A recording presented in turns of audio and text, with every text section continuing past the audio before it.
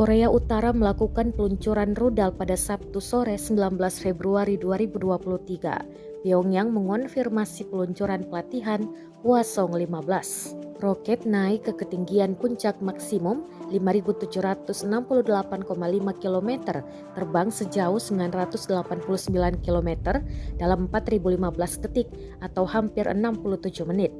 Hwasong-15 jatuh di zona ekonomi eksklusif Jepang, sekitar 200 km dari Pulau Hokkaido.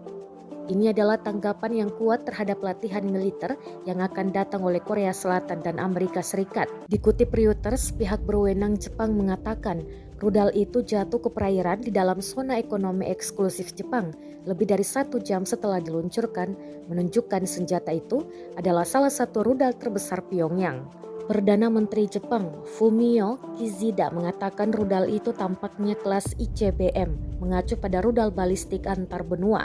Dia mengatakan dalam pengarahan bahwa Jepang mengutuk keras peluncuran tersebut, menyebutnya sebagai ancaman bagi komunitas internasional. Menteri Pertahanan Yasukazu Hamada mengatakan rudal itu tampaknya memiliki jangkauan lebih dari 14.000 km, cukup untuk mencapai daratan Amerika Serikat.